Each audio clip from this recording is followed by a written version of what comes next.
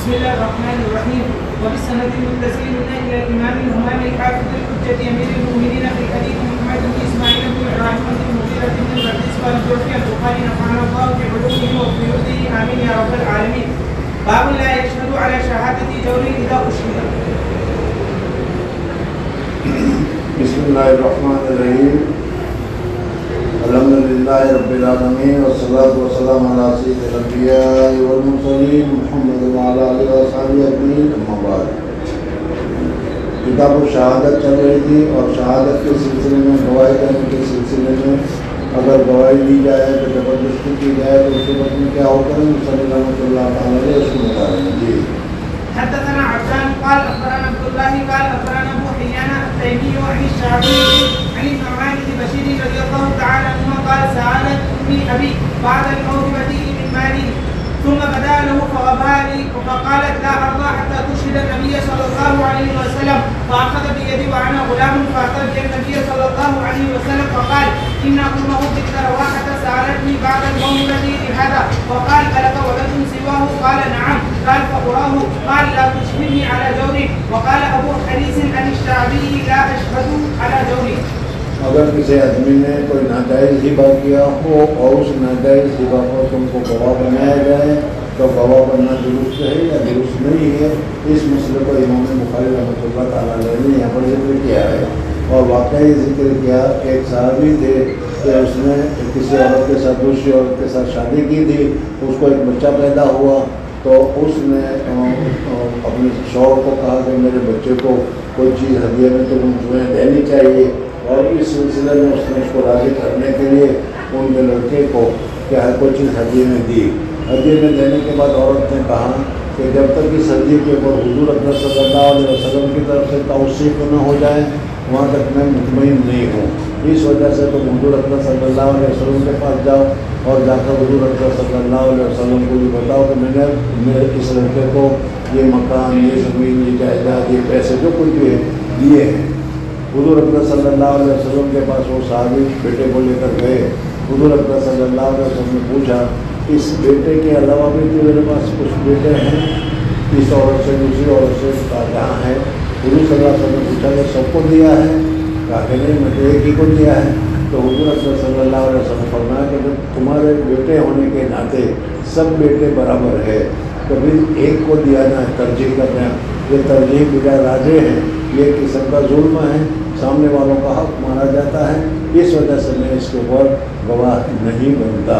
مصنف رحمۃ اللہ تعالیٰ نے اس واقعے کو ذکر کر بتایا کہ جھوٹی چیز کے اوپر گواہ اگر کسی کو بنایا جائے تو اس صورت میں اس کو گواہ نہیں بننا چاہیے. جی حدثنا آدم قال حدثنا شعبة قال حدثنا أبو جمرة قال سمعت زاهد بن مدرب قال سمعت عمران بن حسين قال قال النبي صلى الله عليه وسلم خيركم قرني ثم الذين يلونهم ثم الذين يلونهم. قال عمران لا أدري أذكر النبي صلى الله عليه وسلم بعد قرنين أو ثلاثة. قال النبي صلى الله عليه وسلم حضور اکرم صلی اللہ علیہ وسلم نے اپنی صدی کے متعلق فرمایا کہ خیر القرن، بہترین قرن. ہمیشہ دنیا میں خیر اور شر دونوں ساتھ ساتھ چلتا رہتا ہے، کبھی خیر غالب آ جاتا ہے، کبھی شر غالب آ جاتا ہے. حضور اکرم صلی اللہ علیہ وسلم کا جو یہ قرن تھا اس میں خیر غالب تھا. اس وجہ سے حضور اکرم صلی اللہ علیہ وسلم نے فرمایا کہ خیر القرنی، ہمارا زمانہ جو ہے بہت اچھا ہے. پھر اس کے بعد دوسرے کے ساتھ دوسرے سال کے لیے بھی کہا خیر القرنی اور تیسرے کے لیے بھی کہا خیر القرن. تو گویا کہ حضور صلی اللہ علیہ وسلم کے بعد 300 سال جو ہے اور افغان صدی سب سے اچھی جیسے گزری. پھر اس کے بعد قال النبي صلى الله عليه وسلم إن بعدكم قوما يخونون ولا يؤتمنون ويشهدون ولا يستشهدون. پھر اس کے بعد یہ زمانہ آ جائے گا جس میں امانت نہیں رہے گی، خیانت آ جائے گی، جھوٹی گواہیاں شروع ہو جائے گی، برائیاں شروع ہو جائے گی، یعنی خیر کے اوپر شر غالب آ جائے گا. یہ زمانہ جو چل رہا ہے وہ خیر کے اوپر شر کے غالب آنے کا زمانہ ہے. ہر جگہ پر ایک قسم کا شر اور برائی چل رہی ہے. جی وينظرون ولا يفون ويظهرهم فيهم الثمن. حدثنا محمد بن كثير ويظهر فيهم الثمن، موٹاپا ہر ایک کے اوپر طاری ہو جائے گا. جی حدثنا محمد بن كثير قال اخبرنا سفيان عن منصور عن ابراهيم عن عبيدة عن عبد الله رضي الله تعالى عنه عن النبي صلى الله عليه وسلم قال خير الناس قرني ثم الذين يلونهم ثم الذين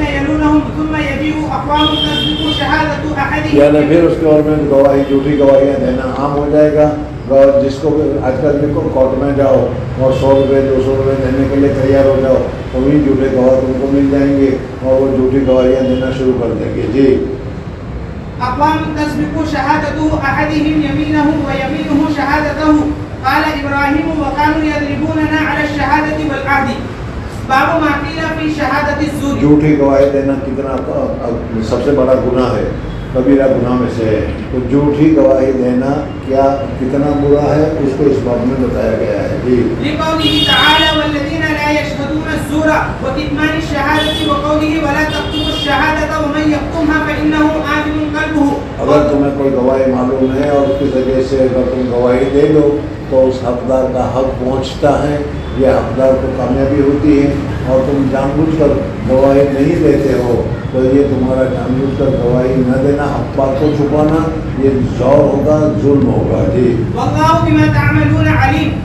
تلووا ألسنتكم بالشهادة. حدثنا عبد الله بن منير سمع وهب بن جرير وعبد الملك بن إبراهيم قال حدثنا شعبة عن عبيد الله بن أبي بكر بن أنس عن أنس رضي الله تعالى عنه قال سئل النبي صلى الله عليه وسلم عن الكبائر کبائر یعنی کبیرہ گناہ. کبیرہ گناہ اس کو کہتے ہیں کہ جس کے اوپر اللہ جل جلالہ و امن والوں نے وہی فرمائی ہو, سزا کا تو حکم فرمایا ہو, یا دنیا میں بھی ان کے اوپر سزا مقرر کی گئی ہو. ایسے ہر گناہ جو ہے اس کو کبیرہ سے تعبیر کیا جاتا ہے. الاشراق بالله وعقوق الوالدين وقتل النفس وشهادة الزور. تابعه بندر وابو عامر وبهز وعبد الصمد عن شعبة. حدثنا مسدد. قبائل کی بہت تعداد ہے, اپنی تعداد ہے, مستقل اس سلسلے میں کتابیں بھی لکھی گئی ہے. تو اس میں 250 سے زیادہ کبیرہ گناہوں کو شمار کیا گیا ہے. ان میں 7 گناہ جو ہے وہ اکبر القبائر قرار دے. 100 الموبقات مشکل میں تم نے پڑھا ہوگا. وہ 7 گناہ جو ہے وہ بہت بڑے گناہ ہے اور وہ سب سے کبیرہ گناہوں میں ان کا شمار ہوتا ہے جو ابھی تمہارے سامنے ذکر کیے گئے. ان گناہوں کو اکبر القبائر سے تعبیر کیا گیا ہے.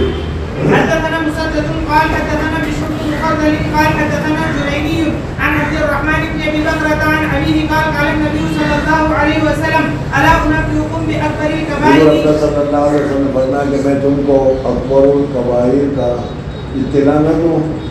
کبیرہ گناہ تو بڑے ہی ہے, سمجھنا نہیں. بغیر توبہ کے جو گناہ معاف نہ ہو اس گناہ کو گناہ کبیرہ سے تعبیر کیا جاتا ہے. تو گناہ کبیرہ کی اطلاع کرو تم کو کہ اس گناہوں سے تم بچنے کا اہتمام کرو, وہ گناہ ہی نہ کرو. سمجھنا ہے. صحابہ کرام رضوان اللہ تعالیٰ علیہ مجمعین نے کہا کہ ضرور یا رسول اللہ صلی اللہ علیہ وسلم ہمیں بتا دیجئے تاکہ ہم اس گناہ سے رک جائیں. سمجھنا گیا. اب تم لوگ بھی دیکھ لو, یہ اکبر القبائر ہے اور اگر معلوم ہو گیا یا وہ گناہ ہے یا یہ گناہ کرتے ہو تو اس سے بچنا چاہیے اور آج ہی سے کوشش کر لو کبھی گناہ نہیں کریں گے. جی تین تو اور 7 ویسے 7 تھے لیکن یہ 3 اس میں اور زیادہ اہم ہیں. جی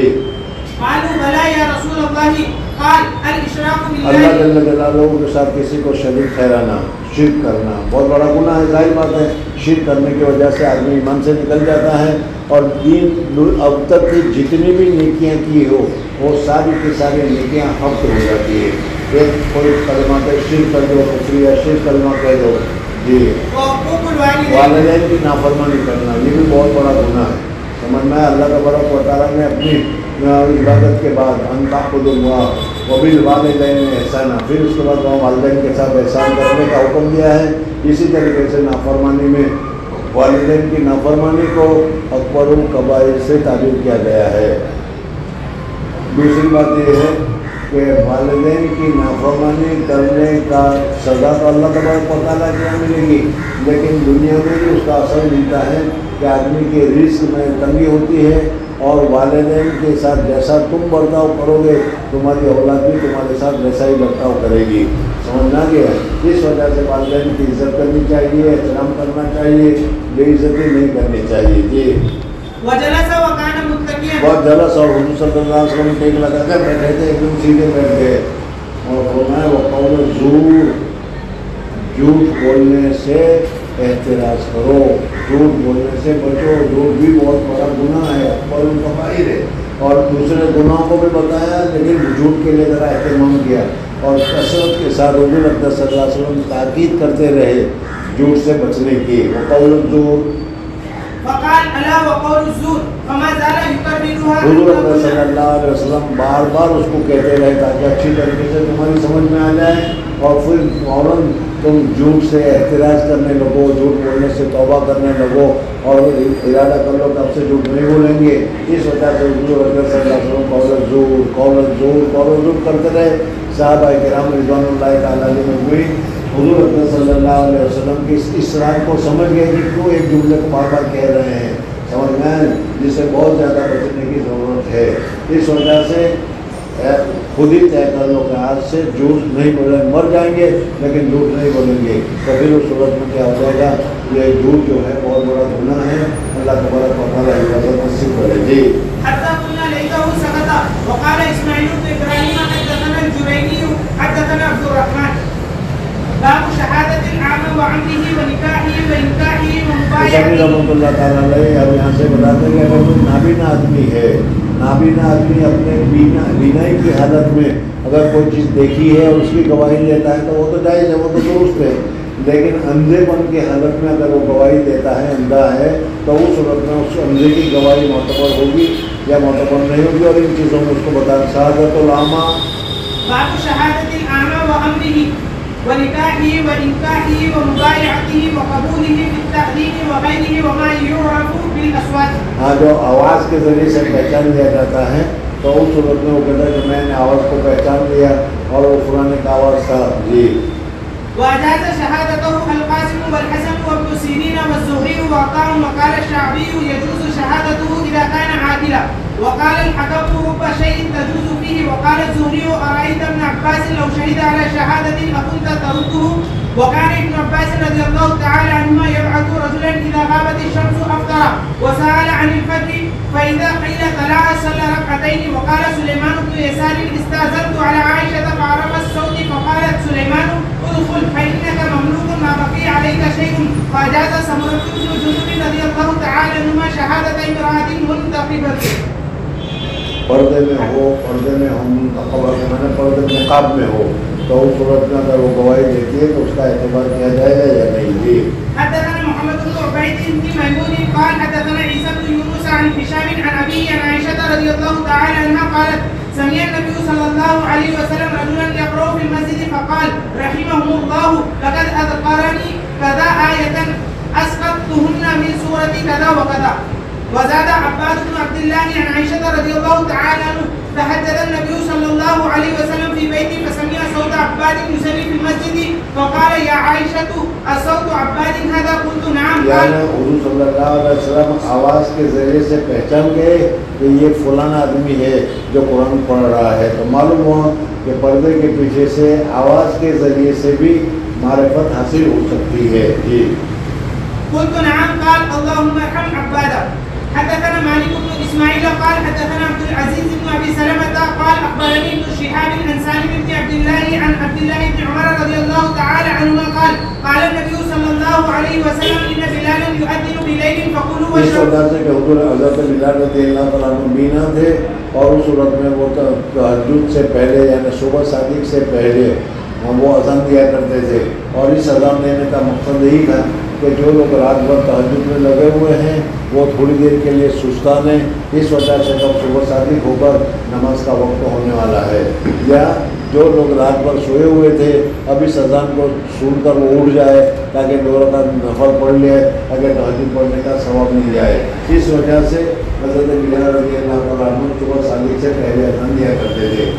دوسرے مؤذن تھے حضرت عبداللہ رضی اللہ تعالیٰ عنہ، سمجھنا وہ نابینا تھے، اب نابینا ہونے کی وجہ سے ان کو تو پتہ چلتا نہیں تھا کہ صبح صادق ہوئی یا نہیں ہوئی، دوسرے لوگ دیکھتے تھے کہ صبح صادق ہو گئی، پھر اس کو ان کو کہتے تھے کہ بھائی صبح صادق اسوا تھا، اور پھر اوپر جا کر کے اذان دیتے تھے۔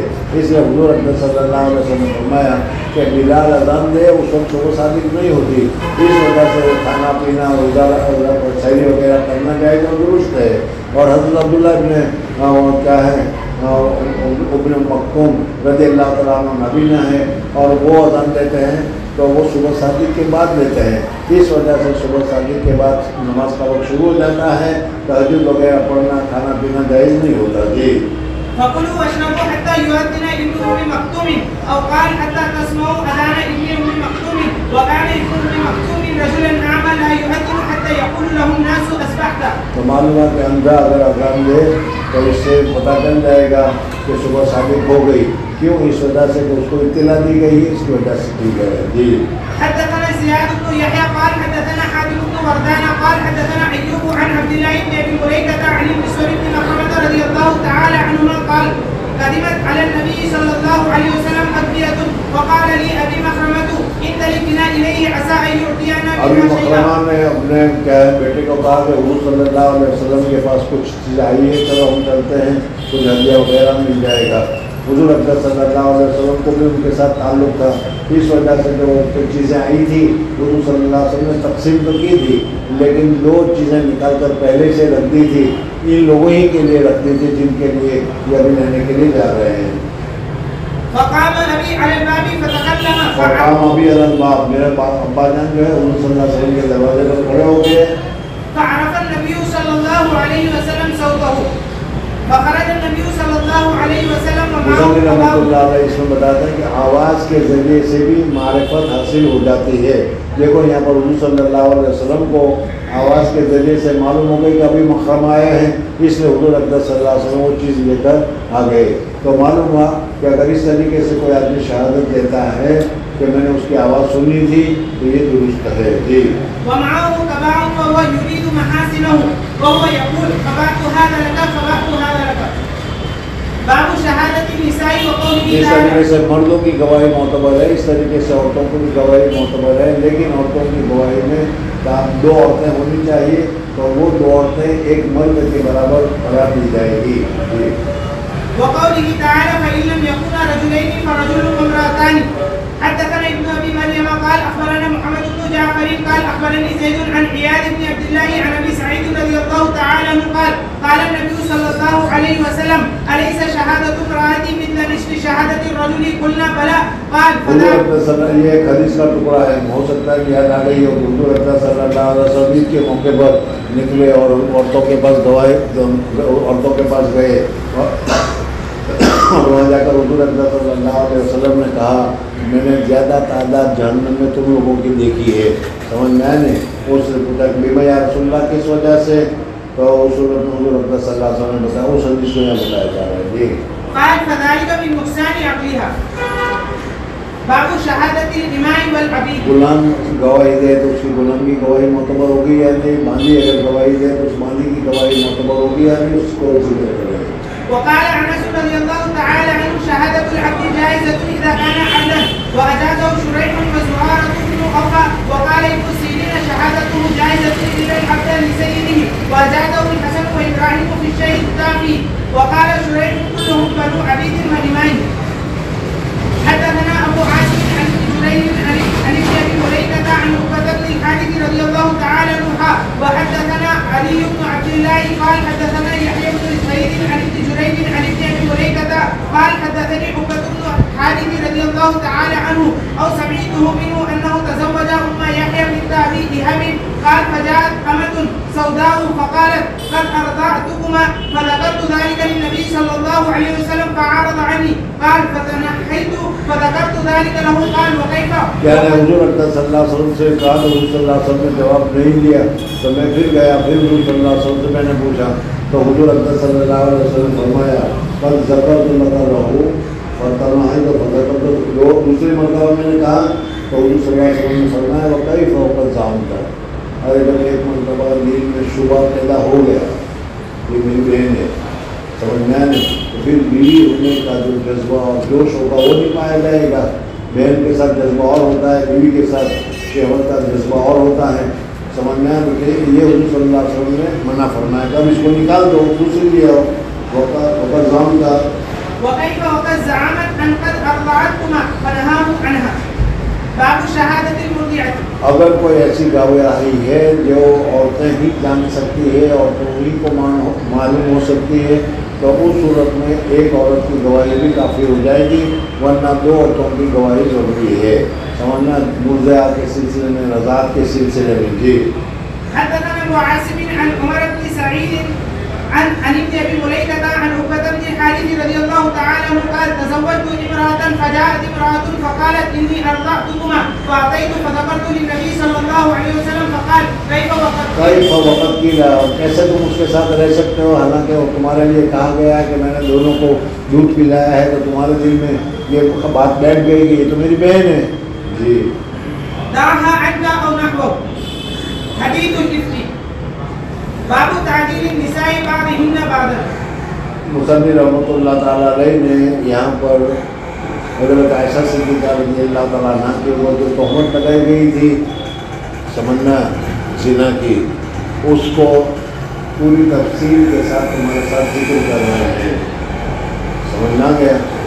اور امام بخاری رحمۃ اللہ تعالیٰ علیہ اس کو دوسری جگہ پر ذکر کرتے ہیں تو مناسب تھا، حالانکہ دوسری جگہ پر بھی امام بخاری رحمۃ اللہ علیہ نے 3 جگہ پر اس حدیث کو ذکر کیا ہے، سمجھ میں نہیں، لیکن پوری تفصیل کے ساتھ یہاں پر ذکر کیا ہے۔ یہاں پر تو ترجمہ جو باندھا، ترجمہ تو کیا، تعدیل النساء بعضہن بعضا، ایک عورت دوسری عورت کو سرٹیفکیٹ دیتی ہے کہ اچھی ہے، عدالت کا سرٹیفکیٹ دیتی ہے، تو یہ ایک عورت دوسری عورت کو عدالت کا سرٹیفکیٹ دیتی ہے تو یہ معتبر ہے۔ یعنی ایک عورت نے کہہ دیا کہ فلانی عورت میں جانتی ہوں وہ اچھی ہے، وہ نیک ہے، وہ متقی ہے، وہ پرہیزگار ہے، تو اس عورت کا تعدیل کرنا یعنی عدالت کا سرٹیفکیٹ لے دینا یہ جائز اور درست ہے۔ یہاں پر حضرت عائشہ صدیقہ رضی اللہ تعالیٰ عنہ کے لیے حضرت زینب رضی اللہ تعالیٰ عنہ نے سرٹیفکیٹ دیا کہ یا رسول اللہ صلی اللہ علیہ وسلم میں جانتی ہوں وہ اچھی عورتیں ایسی نہیں ہیں، تو گویا کہ یہاں پر ایک عورت نے دوسری عورت کو عدالت کا اچھے اخلاق، اچھے اعمال، اچھے حالات کا گویا کہ اس نے سرٹیفکیٹ دے دیا، یہ معتبر ہے۔ صرف اس معتبر کے لیے امام بخاری رحمۃ اللہ تعالیٰ علیہ نے اس حدیث کو تمہارے سامنے ذکر کی ہے، سمجھنا ہے۔ اور میری عادت ہے کہ جب پہلی مرتبہ حدیث آتی ہے تو پوری تفصیل کے ساتھ میں آپ لوگوں کو بتاتا ہوں، پھر آئے گی تو صرف عبارت ہی عبارت ہوگی۔ بہرحال یہاں پہلے عبارت پڑھو، یہ حدیث بھی بڑی لمبی ہے۔ جی حدثنا ابو ربيع سليمان بن داوود وافهمني بعضه احمد حدثنا فليح بن سليمان عن ابن شهاب الزهري عن عروة بن الزبير وسعيد بن المسيب وعلقمة بن وقاص الليثي وعبيد الله بن عبد الله بن عتبة عن عائشة رضي الله تعالى عنها زوج النبي صلى الله عليه وسلم حين قال لها أهل الإفك ما قالوا فبرأه الله منه. قال الزهري وكلهم حدثني طائفة من حديثها وبعضهم أوعى من بعد وأثبتوا له اختصاصا وقد وعيت عن كل واحد منهم الحديث الذي حدثني عن عائشة رضي الله تعالى عنها وبعض حديثهم يصدق بعضا.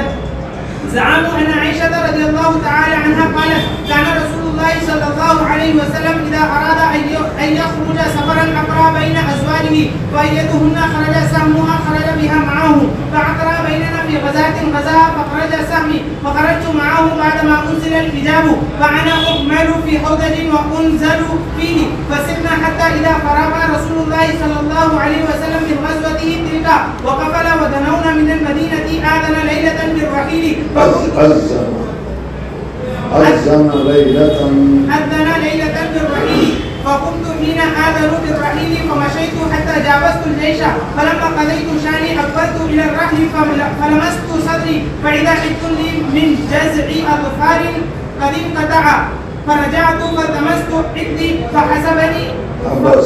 فحبسني ابتغاؤه فعقل الذين يرحلون لي فاحتملوا حوضتي فرحلوه على بعير الذي كنت أركبه وهم يحسبون أني فيه.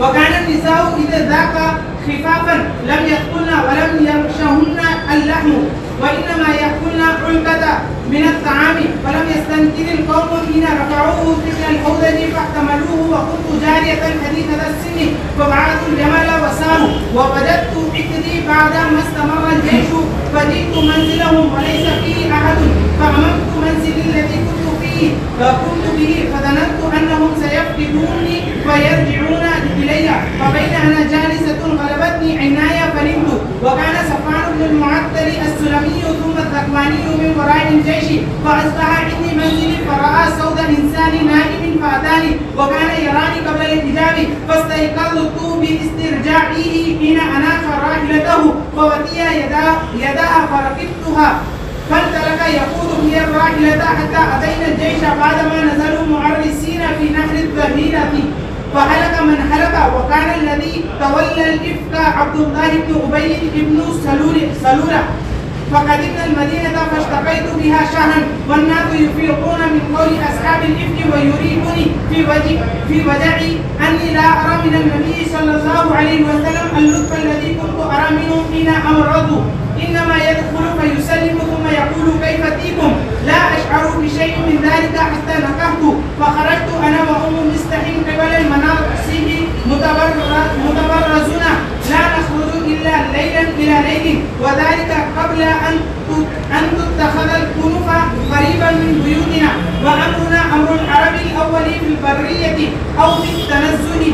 فعبرت أنا وأم مستحم بنت أبي عهد نمشي، فعثرت في مرتها فقالت تعس مستح، فقلت لها بئس ما كنت أتسبحين رجلا شهد بدلا، فقالت يا هنتاه ألم تسمعي ما قالوا، فأخبرتني من قول أهل الإفك، فازددت مرضا على مرضي. فلما رجعت إلى بيتي دخل علي رسول الله صلى الله عليه وسلم فقال كيف أتيكم؟ فقلت إذا لي آتي أبوي.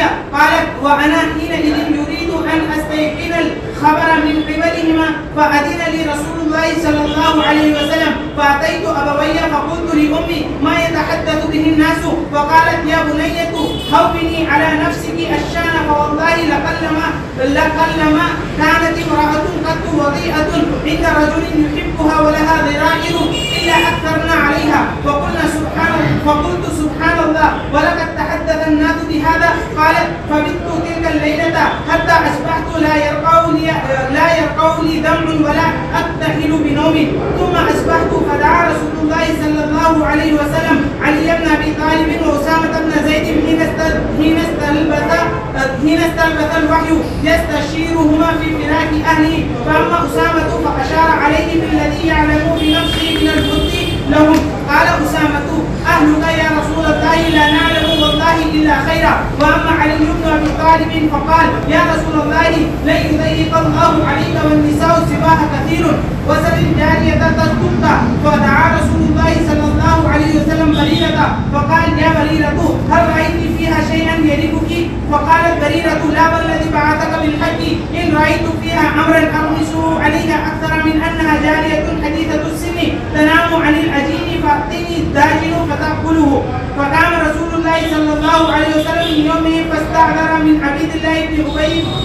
عبد الله بن أبي بن سلولة، فقال رسول الله صلى الله عليه وسلم من يعذرني من رجل بلغني أذاه في أهلي، فوالله ما علمت على أهلي إلا خيرا، وقد ذكروا رجلا ما علمت عليه إلا خيرا، وما كان يدخل على أهلي إلا معي. فقام سعد فقال يا رسول الله أنا والله أعذرك منه، إن كان من الأوس ضربنا عنقه، وإن كان من إخواننا من الخزرج أمرتنا ففعلنا فيه أمرك.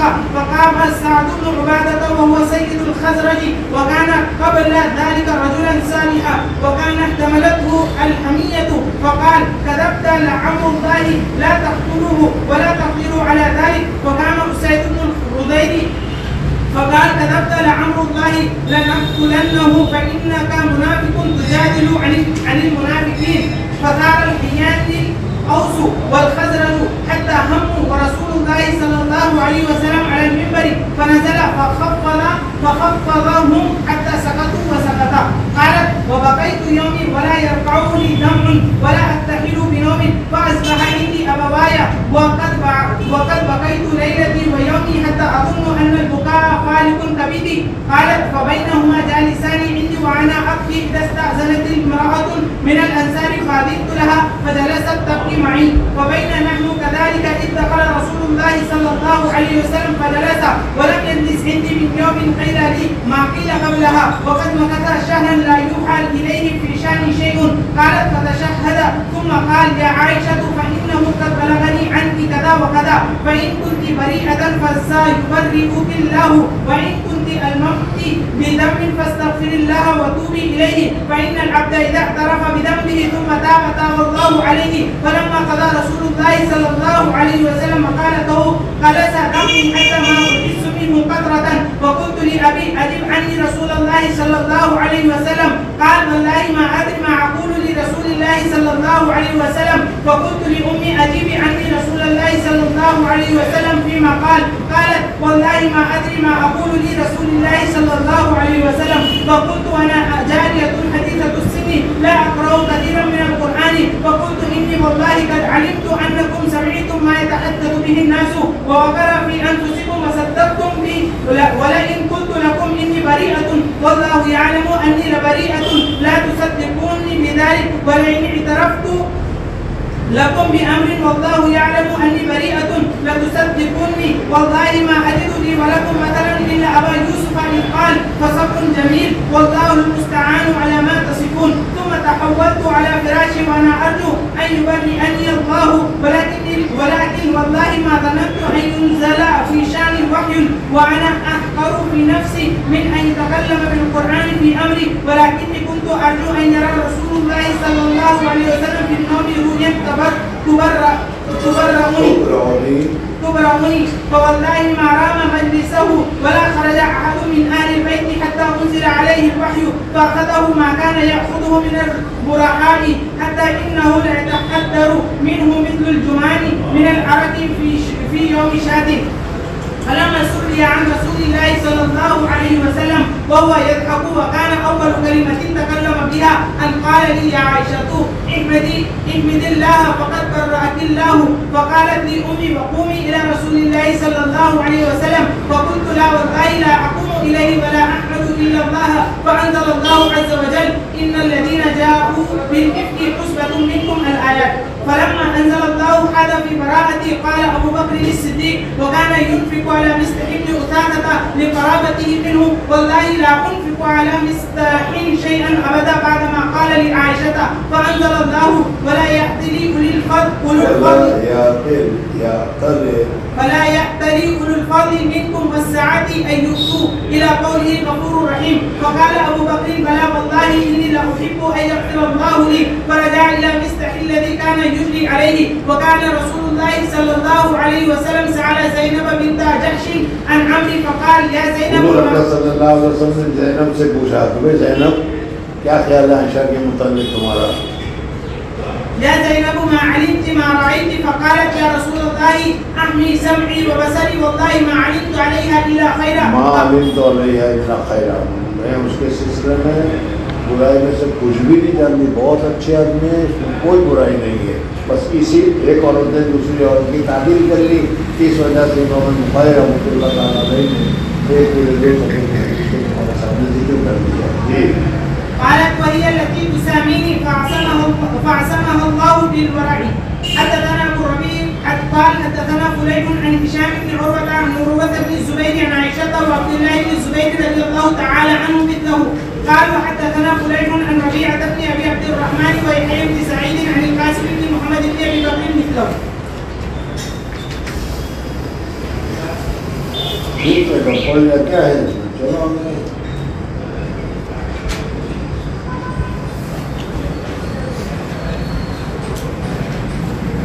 एक कौन साहब थे लड़के उनके पास पढ़ने के लिए गए. उस इबारत पढ़ाई हिंदी की आदत है. उस इबारत पूरी हुई समझ गए तो जब समझ गए तो फिर समझने वाले को समझाना क्या थी तो तहसील से हासिल है चलो आगे चलो. अरे समझ गए कि नहीं तहसील हासिल आगे चलो. और वो लोगों ने सोचा कि यार आज तो मामला मुश्किल हो गया समझ में. ऐसा करो कि आधे कहेंगे हमें समझ में नहीं आया और आधे कहना कि हमें समझ में आ गया. तो समझ में नहीं आया तो उनको बोलना ही पड़ेगा. दूसरे दिन इबारत हुई وسلم نے کہا سمجھ میں آ گیا؟ انہوں نے کہا کہ نہیں آیا۔ آ گیا کیا؟ اچھا، جن لوگوں کو سمجھ میں آ گیا ہے وہ ان لوگوں کو سمجھا دے جن کو سمجھ نہیں آیا۔ یہ تو یہ بھی مجلس کی قوم ہے، سمجھ میں آئے نہیں۔ پھر انہوں نے کہا تھا ایسا کرو، آپ سب پہ سب کہیں گے نہیں سمجھ میں ہی نہیں آیا تو کہاں جائیں گے؟ اور سب کو تو بولنا ہی پڑے گا، سمجھنا ہے۔ دوسرے دن عبادت پڑھی، پوجا سمجھ میں آ گیا، کہا کہ نہیں سمجھ میں آیا، نہیں سمجھ میں آیا، نہیں سمجھ میں آیا، پوجا نہیں سمجھ میں آیا۔ کہا کہ جب تمہاری سمجھ میں نہیں آیا تو اللہ ہی تم کو سمجھائے گا کہ سمجھا نہیں۔ اب بتاؤ میں کیا کروں؟ 2 صفحے ہو گئے، اگر 2 صفحے کو بولنے لگوں گا تو پھر آپ کا سارا سبق اسی میں نکل جائے گا، نہیں تو 2 صفحے اور آگے بڑھ جائے گا۔ تم نہ مطالعہ کرتے ہو نہ تکرار کرتے ہو، کیا کریں ہم؟ بہرحال میری تو کوشش ہے کہ انشاءاللہ جو کچھ ہے، چاہے دن لگے یا رات لگے، مجھے تو بولنا ہی ہے، سمجھانا ہی ہے۔ اگر ذوق اور شوق کے ساتھ سنو گے تو بہت مزہ آئے گا اور بہت ہی اچھا بھی لگے گا اور یاد بھی رہے گا۔ تاریخ کا ایک واقعہ ہے، حضرت عائشہ صدیقہ رضی اللہ تعالیٰ عنہا پر تہمت لگنے کا، اور اس تہمت کے بعد حضرت عائشہ صدیقہ رضی اللہ تعالیٰ عنہا پر کیا گزری اور حضور اکرم صلی اللہ علیہ وسلم کے اوپر کیا گزری اور کیسا یہ واقعہ ہوا، وہ واقعہ سارا اس حدیث میں یہاں پر ذکر کیا گیا ہے۔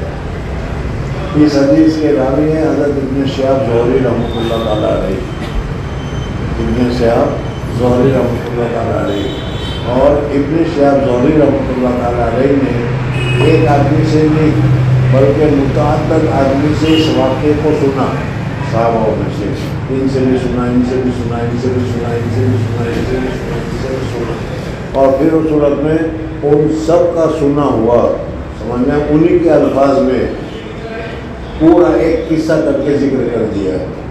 اس لیے یہ بڑی لمبی 2 صفحے کی حدیث ہو گئی، سمجھنا ہے۔ تو متعدد لوگوں سے انہوں نے حدیث کو سنا تھا، ان حدیثوں کو انہوں نے سنا، ان میں کچھ بعض الفاظ میں متفق تھے، بعض میں کچھ مختلف تھے، کسی کے کچھ الفاظ تھے، کسی کے کچھ الفاظ تھے، لیکن مقصد سب کا ایک ہی تھا، سمجھنا ہے نہیں۔ یہ امام ابن شہاب زہری رحمۃ اللہ تعالیٰ علیہ نے پہلے کہا ہے۔ اور باب و تعبیر النساء بعضہن بعضا، یہ تو میں نام سمجھا دیا تمہیں۔ ابن شہاب زہری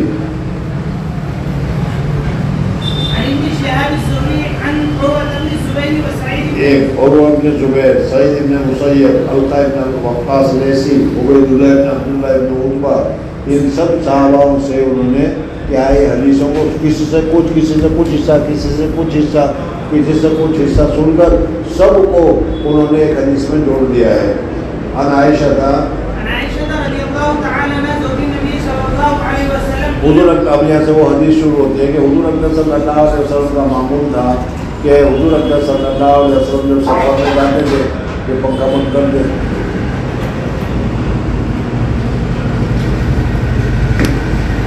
حضور اکرم صلی اللہ علیہ وسلم جب سفر میں جایا کرتے تھے تو اس وقت حضور اکرم صلی اللہ علیہ وسلم پورا اندازی کرتے تھے۔ یہ مسئلہ تمہارے سامنے پہلے گزرا کہ حضور اکرم صلی اللہ علیہ وسلم قرآن اندازی کرتے تھے، کس وجہ سے کرتے تھے؟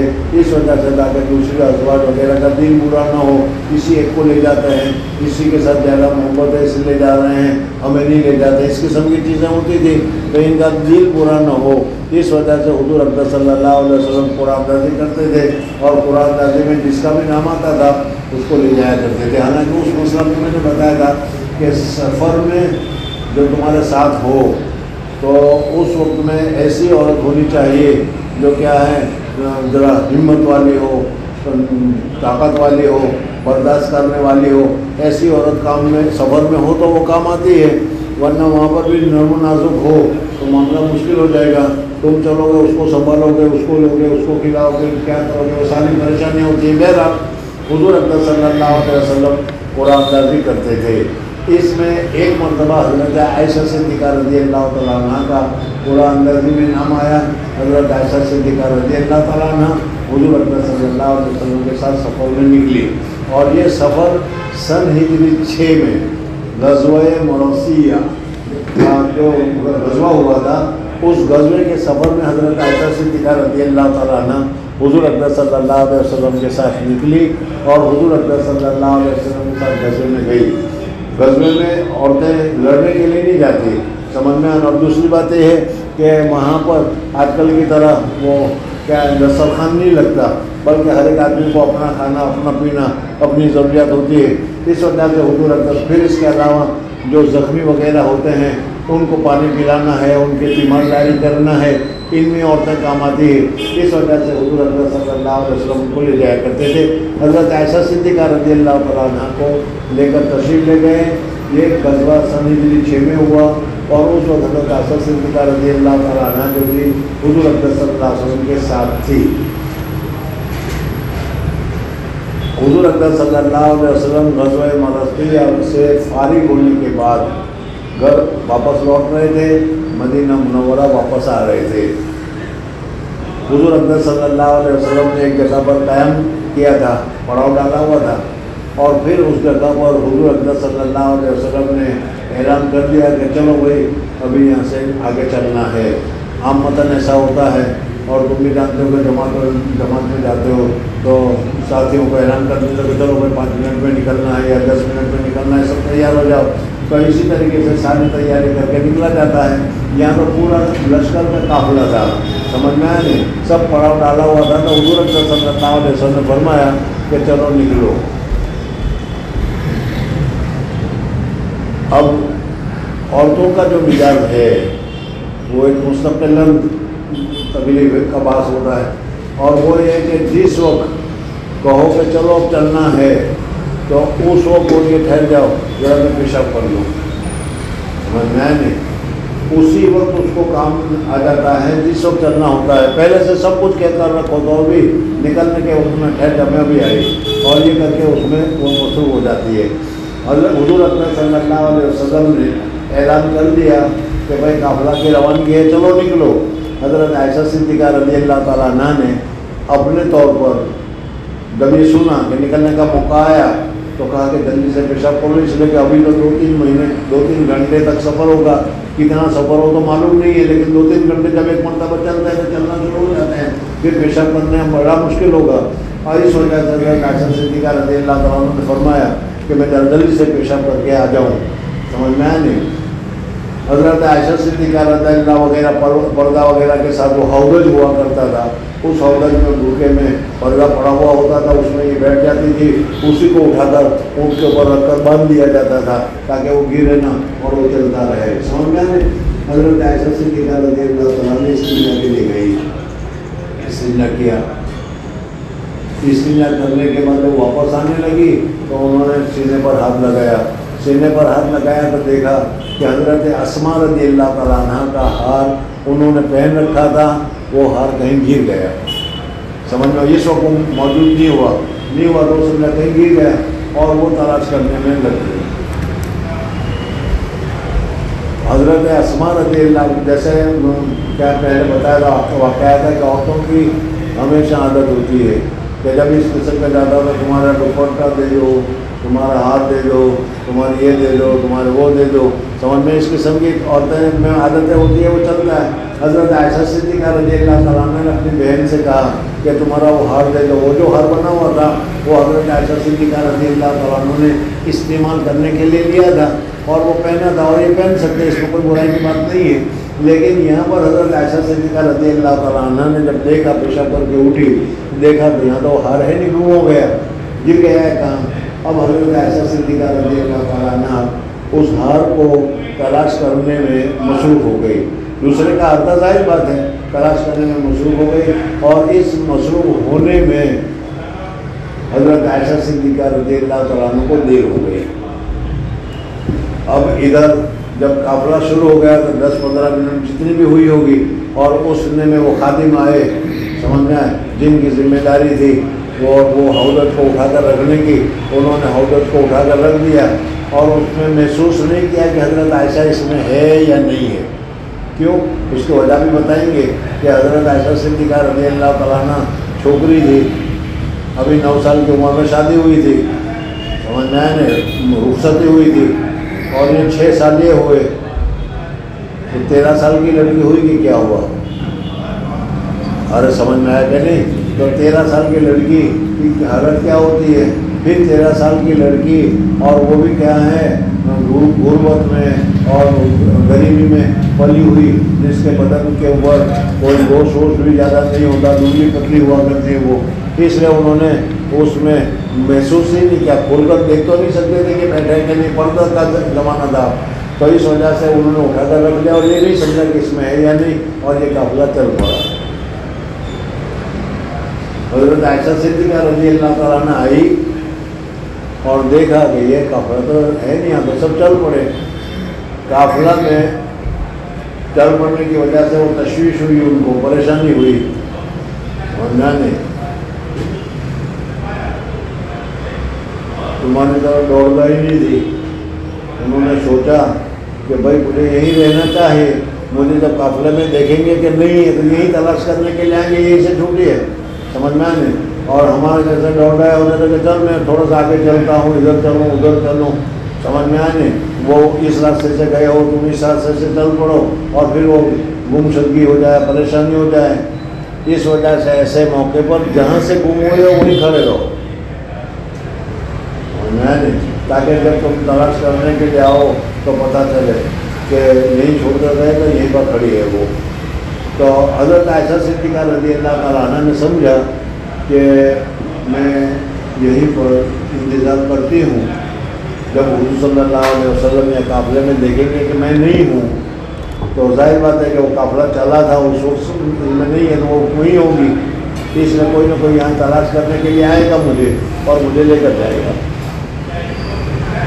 سنیے، حضرت عائشہ صدیقہ رضی اللہ تعالیٰ عنہ نے سمجھ کر، وہاں اندھیرا تھا اور کیا تنہائی تھی، لیکن وہ چپ چاپ وہاں پر بیٹھی رہی، اور بیٹھے بیٹھے ہی سمجھ میں حضرت عائشہ صدیقہ رضی اللہ تعالیٰ عنہ کو وہاں پر نیند آ گئی، سمجھ میں، اور حضرت عائشہ صدیقہ رضی اللہ تعالیٰ عنہ سو گئی۔ حضور اکرم صلی اللہ علیہ وسلم نے اس قافلے کے لیے اخیر میں ایک آدمی کو ذمہ دار ٹھہرایا جاتا ہے، پتہ نہیں تم لوگ جماعت میں جاتے بھی ہو کہ نہیں، اور اس اصول اور کام کرتے ہو کہ نہیں معلوم نہیں، لیکن ایسا جماعت میں بھی ہوتا ہے کہ ساری جماعت مسجد سے باہر نکل گئی تو ایک آدمی ہوتا ہے وہ اخیر میں، وہ جماعت کا سامان وغیرہ کچھ رہ گیا ہو، کچھ گر گیا ہو، کچھ باقی رہ گیا ہو، اس سب کو دیکھنے کے لیے اور بند وغیرہ کرنے کے لیے ایک آدمی کی ذمہ دار ضرور کیا جاتا ہے، وہ کرتا ہے، کرنے آئیں گے، سمجھ میں آئے۔ تو اسی طریقے سے حضور اکرم صلی اللہ علیہ وسلم نے ایک صحابی کو جن کا نام ابھی آیا بتائیں گے، تو ان کو متعین کیا تھا کہ وہ قافلے کے اخیر میں آ کر قافلے والوں کا کچھ رہ گیا ہو، گر گیا ہو تو وہ سب کو دیکھ کر دیکھتا ہوا آئے۔ اندھیرے میں وہ آتے ہوئے انہوں نے دیکھا کہ کچھ عورت سے کچھ لیٹا ہوا ہے یہاں پر، سمجھ میں آئے۔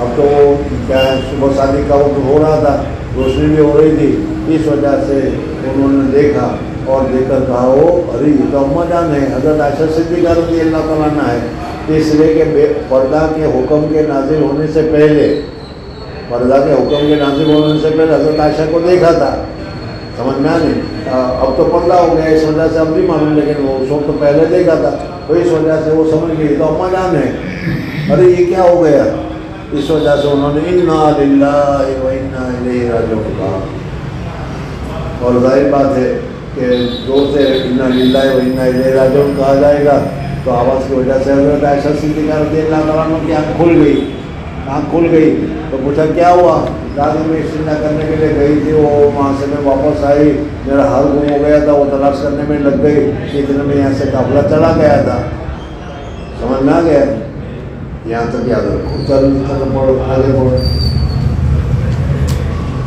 کان رسول اللہ صلی اللہ علیہ وسلم إذا أراد أن يخرج سفرا فقرأ بين أزواجه فأيتهن خرج سهمها خرج بها معه فأقرأ بيننا في غزاة غزاة فخرج سهمها غزاہ یہ غزوہ مرسی ہے جس کو میں نے بھی بتایا جی، فخرج سهمي میرا نام نکلا، فخرجت معه بعد حضور صلی اللہ علیہ وسلم کے ساتھ میں اس سفر میں نکلی، اور اب جو موقع تھا وہ پردے کا حکم نازل ہو چکا تھا اور یہ پردے کا حکم کے نزول کے بعد کا یہ واقعہ ہے. بعد ما انزل الحجاب، بعدما أنزل الحجاب فأنا أحمل في حوضتي. بس اس وجہ سے حوض کے اندر مافا جس کو کہا جاتا ہے، سمجھ میں آنے، جس میں پردے پڑے ہوئے ہوتے ہیں، اس میں بیٹھتی تھی اور حضور صلی اللہ علیہ وسلم نے میرے لیے حوض بنا دیا تھا، مافا بنا دیا تھا، میں اس میں بیٹھتی تھی، پردے پڑے ہوئے ہوتے تھے اور اس کو ان کے اوپر رکھ دیا جاتا تھا وأنزل فيه. اور اسی میں بیٹھتی تھی، وہی اتارا جاتا تھا، اسی میں چڑھایا جاتا تھا. فسرنا حتى إذا فرغنا. بس ہم نے سفر کیا. ابھی یہ سفر جو ہوا وہ تو جہاد کے لیے ہو رہا ہے، اور وہ جہاد کا سفر ہوا، پھر جہاد ہوا، جہاد سے فارغ ہو گئے، اور جہاد سے فارغ ہونے کے بعد ہم واپس آنے لگے. فَإِذَا فَرَغَ، حتى إذا فرغ رسول الله صلى الله عليه وسلم من غزوته تلك. حضور اکرم صلی اللہ علیہ وسلم اس غزوے سے فارغ ہو گئے جس غزوے کے لیے گئے تھے. غزوہ کا مہینہ بھی لیا. جب واپس ہونے لگے تو اب جو واقعہ بن رہا ہے وہ غزوے میں جانے والا نہیں، غزوے سے واپسی کا وقت ہے. وہ قافلہ مانے رجوع کرنا ہے، لوٹنے کے. قافلے کو بھی قافلہ اسی وجہ سے کہا جاتا ہے. وہ قافلہ ودنونا من المدینہ، اور ہم مدینہ کے قریب بھی آ گئے. سمجھنا ہے 10-15 منٹ آگے لڑنے کے لیے گئے تھے، وہاں سے آتے آتے مدینہ کے قریب آ گئے. اب یہ رات ہو گئی، وہاں پر قیام کیا. بس اسی طریقے سے ایک رات کا ایسا واقعہ ہوا کہ حضور اکرم صلی اللہ علیہ وسلم نے اعلان کر دیا کہ چلو بھائی آگے بڑھو، کچھ کرنا ہے، چلو بڑھو. سمجھنا ہے. بس جب حضور صلی اللہ علیہ وسلم نے رحیل کا کچھ کرنے کا حکم فرمایا تو اس وقت میں بھی تیار ہو گئی کہ چلو بھائی کچھ کرنے کا وقت آ گیا. وقمت حين أذن بالرحيل فمشيت حتى جاوزت الجيش. فمشيت، میں چلی اور جا کر بیٹھا اور پیشاب ویشاب وغیرہ کر لوں تاکہ فارغ ہو جاؤں، پتہ نہیں کتنی دیر کے بعد ہوگا. جاوزت الجيش، یعنی لشکر جہاں پر رکھا ہوا تھا وہاں تو میں پیشاب نہیں کر سکتی تھی، بے شرمی ہوگی، ناجائز منع ہے. اس لیے وہ لشکر جہاں ٹھہرا ہوا تھا جس جگہ وہاں سے ہٹ کے کچھ دور جگہ پر جا کر میں نے فمشیت، میں چلی اور جا کر قضیت شانی،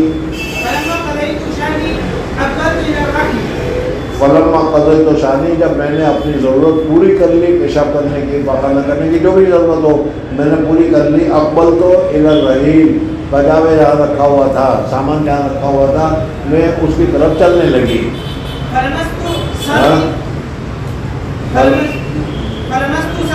اور لمست و صدری، میں نے اپنے سینے پر ہاتھ لگایا، ارے وہ میرا نیکلیس کھو گیا. اس وقت مجھے یاد آیا کہ میں نے جو ہار پہنا ہوا تھا جو اس کے اپنی بہن کا تھا اسماء کا، سمجھ میں آیا نا. میں نے ہاتھ لگایا تو وہ مجھے نہیں ملا، تو مجھے معلوم آ کہ یاد نہیں کہیں گر گیا ہے. فلمست و صدری، جزع اصفار کا جو ہار تھا وہ ہار میرے گلے میں نہیں ہے، لوگ ٹوٹ چکا ہے وہ. اس وجہ سے میں پھر جہاں استنجا کیا تھا وہاں لوٹی کہ شاید وہاں ہاتھ لگا ہو، وہاں ٹوٹ گیا ہو، اور میں اس کو تلاش کرنے لگی. فرجعت، اور میں اپنے ہار کو تلاش کرنے لگی. التمس تو عقبی، میں اپنے ہار کو تلاش کرنے لگی. تو اس وجہ سے اس تلاش کرنے میں اور اس ہار کو دیکھنے میں مجھے تاخیر ہو گئی. حبس نے روک لیا اس کو، اس کا تلاش کرنے کو روک لیا، اس کے تلاش نے مجھ کو. اب ادھر کیا ہوا اب یہ دیکھو کہ حضور اکرم صلی اللہ علیہ وسلم نے اعلان کر دیا کہ چلو بھائی کچھ کرنا ہے، اور کچھ کرنے کی وجہ سے سارے کے سارے لوگ تیار ہو گئے. سمجھ میں، میرا حوض، میرا مفا جہاں رکھا ہوا تھا وہاں پر لوگ آئے، اس لیے کہ اس کو ہی اٹھا کر ان کے اوپر باندھ دیا جاتا تھا، یہی ہوا کرتا تھا. تو وہ لوگ یہاں آئے اور آ کر انہوں نے میرے مفا کو اٹھا کر یہاں پر باندھ دیا. حالانکہ میں اس میں نہیں تھی، لیکن ان کو پتہ کیسے چلتا کہ بھائی کوئی اس میں ہے یا نہیں ہے.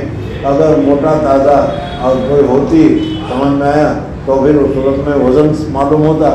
لیکن میں تو جوان چھکری تھی اور پتلی تھی، پھر گوشت بھی نہیں تھا اتنا، بدن موٹا بھی نہیں تھا، کھانا بھی کم ملتا تھا، اس وجہ سے میں ہلکی پھلکی تھی، اور ہلکی پھلکی بیٹھی ہوئی ہے یا نہیں ہوئی کیا پتہ چلتا ہے. تو اس وجہ سے جو خادم آئے تھے ان خادموں نے اس مفا کو اٹھایا اور اٹھا کر اس کے اوپر باندھ لیا.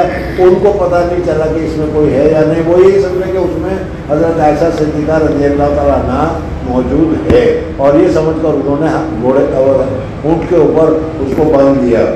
فحبسنی ابتغاؤہ، اس ہار کی تلاش نے مجھے روک لیا. فعقل الذين يرحلونني فاحتملوا عودتي، جو رحال کے وقت میں خدام بھی تھے قافلے کے، وہ آئے اور آ کر انہوں نے کیا ہے میرا سامان جن کی ذمہ داری یہ کام کرنے کا وہ انہوں نے باندھ دیا. فاحتملوا عودتي، میری عودت کو انہوں نے اٹھایا فرحلوا على بعير اور میرے اونٹ کے اوپر اس نے ان کو باندھ دیا، كنت اركب جس اونٹ کے اوپر میں سوار ہوا کرتی تھی. وهم يحسبون اور وہ یہ شمار کرتے تھے کہ میں اس میں موجود ہوں.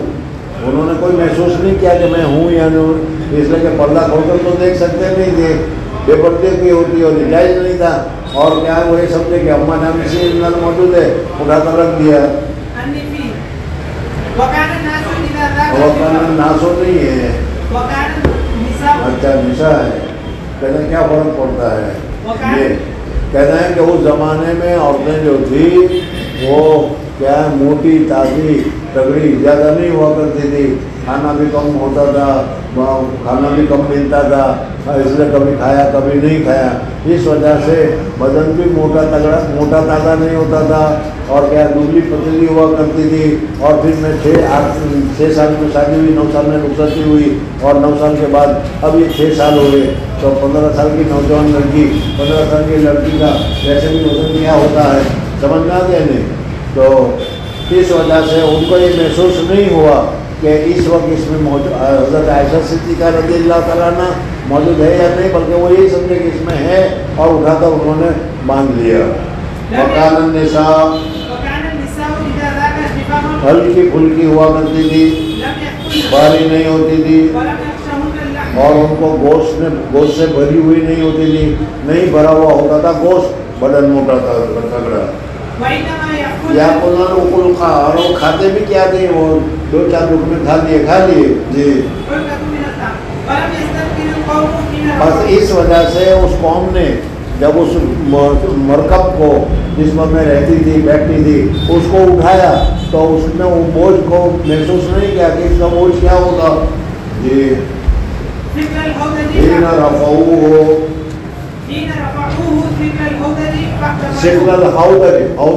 وہ پورا مفا جس کو کہا جاتا ہے اس کا بوجھ انہوں نے محسوس نہیں کیا، اس لیے کہ چھوٹی بچی کا وزن کتنا ہوتا ہے. جی اور جالیتاً حدیثتاً سنگھ، اور میں نوجوان چھوکری تھی. میں نے ابھی بتایا کہ حضور اکرم صلی اللہ علیہ وسلم جب تشریف لائے مدینہ منورہ تب اس وقت ان کی عمر 9 سال تھی، اور مدینہ منورہ میں حضور صلی اللہ علیہ وسلم 9 سال رہے. حضور صلی اللہ علیہ وسلم کا انتقال ہوا اس وقت ان کو 18 سال کی لڑکی تھی، سمجھ میں. اور یہ 6 ہجری کا واقعہ ہے. تو 9 سال میں رخصتی ہوئی، اور 10 11 12 13 14 15 سال کی حضرت عائشہ کی عمر تھی. 15 سال کی عمر کی لڑکی ہو، پھر شریری بدن ہو یا زیادہ کھانا پینا بھی نہ ہو تو اس کا وزن کیا ہوتا ہے سمجھ میں آئے نہیں. یہ تمہاری بیویوں کی طرح تھوڑا. جی فَعَاثُوا الْجَمَلَ وَسَارُوا، انہوں نے ان کو اٹھایا، باندھ لیا، پھر ان کو اٹھایا اور قطار میں ڈال لیا، ادھر چلنے لگا. وَسَارُوا، اب پھر ادھر کا حال بتا جا رہا، پھر اپنا حال بتا رہی ہے کہ میں پیشاب پاخانہ کرنے کے لیے گئی تھی، وہاں میں ہر کو تلاش کر رہی تھی، تلاش کرتے کرتے مجھے اب ہر مل گیا. وجہ تھا یہ تھی جبکہ وہ لشکر وہاں سے چل چکا تھا. اب میں منزلہم دیکھا ہے ویسے ہی تھوڑا سمجھ میں. تو میں اپنی اسی جگہ پر آئی جہاں میں بیٹھی تھی، جہاں میں اٹھنی کھڑی تھی، جہاں میں رہتی تھی، اس جگہ پر میں آئی دیکھا تو وہاں سے سناٹا چھایا ہوا ہے، کچھ نہیں ہے وہاں پر. جائے اپنی اس جگہ پر اور وہاں پر کوئی بھی نہیں ہے. اب میں سوچ میں پڑ گیا اب مجھے کیا کرنا چاہیے. میرے دل نے یہ فیصلہ کیا کہ کچھ بھی ہو یہاں سے ہٹو مت، یہاں سے ہٹو مت، اس لیے کہ قافلہ تو نکل چکا ہے. سمجھ میں ہمارے یہاں کی عورتیں تو روتی چلاتی اور پتہ نہیں کیا سے کیا تھا دے دی وہاں، سمجھ میں نہیں. لیکن یہ چپ چاپ وہاں پر بیٹھ گئی، کوئی حرج کی بات نہیں. حضور صلی اللہ علیہ وسلم میری اٹھنے کے پاس آئیں گے اور دیکھیں گے ہاں ایسا نہیں ہے، تو پوچھیں کہاں چلی گئی؟ ارے دیکھو تلاش کرو اس کو. اور ظاہر بات ہے کہ اونٹ جب چلا تھا اس سے پہلے جہاں ہوگی وہی ہوگی، جس وجہ سے اسی جگہ پر آئیں گے. تو منزلی میں جس جگہ پر تھی اسی جگہ پر میں بیٹھ گئی. اور میں نے خود یہ گمان کیا، ترجمہ مطلب سب ساتھ میں سمجھتے چلنا اور تصور بھی کرتے چلنا کہ کیا ہوگا. سمجھ میں آئے نہیں اگر لذت دینا ہے تو.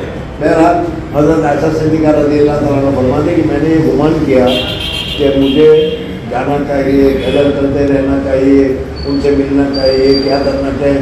میرا دل نہیں فیصلہ کرے کہیں جانے کی ضرورت نہیں، اسی جگہ کھڑی ہو. جب وہ آئیں گے تو وہی تلاش کرنے کے لیے آئیں گے. فضلاً تو جب وہ مجھے نہیں پائیں گے، سیفقدونی جب مجھے نہیں پائیں گے تو میری طرف یہی لوٹ کر آئیں گے. میں یہاں بیٹھی ہوئی ہوں، چل میں بیٹھ جاتی ہوں. چھوکری تھی، بے پرواہ ہوتی ہے، سمجھ میں آئے نہیں. تو اس وجہ سے میں بیٹھی تھی، بیٹھے کہتے ہیں ذرا سا وقت تو ہوا کہ نیند آ گئے، میں سو گئی. اللہ کی بندی ایسے ہوتے ہیں کہ نیند آتی ہے لیکن بے فکری نوجوانی سمجھ بے فکری تو زیادہ پرواہ تو ہوتی نہیں. اس وجہ سے جہاں چاہے سلا دو، سمجھ میں. اور اگر ہم کو سلانا ہو تو میٹریس دیکھا جائے گا، تکیہ دیکھا جائے گا، جگہ دیکھی جائے گی، اور پھر بھی نیند آتی ہے کہ نہیں آتی. سمجھے 2 بجے تک یہاں پر نیند نہیں آ رہی. بہرحال یہ ہیں بے فکرے لوگ، یہ پڑھے کے سو گئے. تو حضرت عائشہ صدیقہ رضی اللہ تعالیٰ عنہ فرماتی ہے کہ انتظار میں مجھے نیند آ گئی اور میں سو گئی. فوائنا انا جالستٌ، میری آنکھ کالی ہو گئی اور بند ہو گئی، نیند آ گئی. حضرت صفوان ابن معطل رضی اللہ تعالیٰ عنہ ایک صحابی ہے. حضور اکرم صلی اللہ علیہ وسلم نے ان کو یہ ذمہ داری سپرد کی تھی کہ جب قافلہ نکل جائے، قافلہ چل جائے تو تم پیچھے آنا اور دیکھتے آنا کسی کی کوئی چیز گر گئی ہو، کسی کی کوئی چیز رہ گئی ہو، کوئی چھوڑ گیا ہو، کوئی بھول آ گیا ہو. ہوتا ہے ایسا مطلب ایسا، ان سب کو لے کر آیا کرو تاکہ کیا ہے آج لوگوں کو پریشانی وغیرہ نہ ہو. تو حضرت صفوان ابن معطل اس طریقے سے وہاں پیچھے دیکھتے اس جگہ پر آئے جہاں میں لیٹی ہوئی تھی. سمجھ میں آئے نہیں. تو ظاہر بات ہے کہ پردہ تو تھا نہیں، اس لیے کہ سوئی ہوئی ہے، منہ کھلا ہوا ہے. حضرت صفوان رضی اللہ تعالیٰ عنہ نے مجھے دیکھا کہ ارے یہ کچھ پڑا ہوا ہے. پھر اس کے بعد قریب آئے، دیکھا ارے یہ تو کوئی آدمی ہے. پھر قریب آئے، دیکھا ارے یہ تو اماں جان ہے. سمجھ میں آئے نہیں یہ یہاں کیا کر رہی ہے. اس وجہ سے انہوں نے دیکھا کہ یہ رہ گئی ہے، اس حضور صلی اللہ علیہ وسلم کو معلوم نہیں. یہ سمجھ کر انہوں نے کہا انا للہ و انا الیہ راجعون. سمجھ میں انا للہ کہا. حضرت عائشہ صدیقہ رضی اللہ عنہ فرماتے کہ پردے کے نزول سے پہلے انہوں نے مجھے دیکھا تھا، میں نے بھی ان کو دیکھا تھا، میں بھی اس کو پہچانتی تھی اور یہ بھی مجھے پہچانتے تھے. سمجھ میں آیا نہیں. اس وجہ سے پوچھا کیا ہوا تو میں نے بتا دیا کہ اس طریقے سے ہوا تھا اور میں قافلے سے بچھڑ گئی ہوں. اور کیا ہے انہوں نے کہا گھبرانے کی کوئی ضرورت نہیں. حضرت صفوان نے کہا گھبرانے کی کوئی ضرورت نہیں. ان کے پاس جو اونٹنی تھی اس اونٹنی کو بٹھایا. حضرت صفوان رضی اللہ تعالیٰ عنہ نے ہاتھ رکھا، اس لیے کہ کرسی تو تھی نہیں وہاں پر. اس ہاتھ کے اوپر حضرت عائشہ نے پاؤں رکھا اور پاؤں رکھا وہ اونٹنی کے اوپر بیٹھ گئی. بس اتنی بات ہوئی. اب یہاں سے حضرت صفوان اس اونٹنی کو لے کر چل رہے ہیں. سمجھنا نہیں. اور حضور اکرم صلی اللہ علیہ وسلم پہلے سے چلے تھے، اس وجہ سے ایک آگے جگہ پر جا کر حضور اکرم صلی اللہ علیہ وسلم نے کیا ہے اشراق کے وقت یا کسی وقت وہاں پر حضور اکرم صلی اللہ علیہ وسلم نے پڑاؤ ڈالا ہوا تھا. حضرت عائشہ صدیقہ رضی اللہ تعالیٰ عنہ کو وہاں سے اٹھا کر اس پڑاؤ تک پہنچا دیا گیا. سمجھنا گیا نہیں. ہوتا ہے، کوئی ایسی بات نہیں ہے. لیکن منافقین جو ہوتے ہیں وہ تو موقع کے تلاش میں ہی رہتے ہیں. عبداللہ ابن ابی اس جگہ پر موجود تھا. اس کو پتہ چلا کہ حضرت عائشہ صدیقہ رضی اللہ تعالیٰ عنہ قافلے میں شریک نہیں تھی، صفوان ابن معطل کے ساتھ آئی ہے اور اس نے گل کھلانا شروع کر دیا.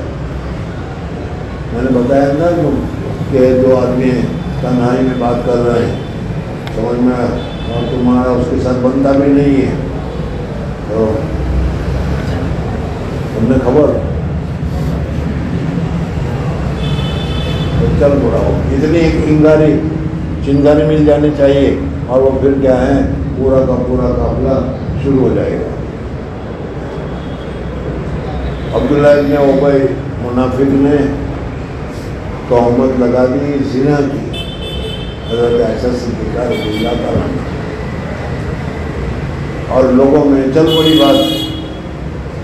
اب جب لوگ چلانے والا تو کوئی ایک ہوتا ہے، لیکن دوسرے بعض آدمی جس کو میں بھولا آدمی کہتا ہوں، بھولے بھی ہوتے ہیں، وہ چکر کو نہیں سمجھتے اور وہ اس بات کو لے کر چل پڑتے ہیں.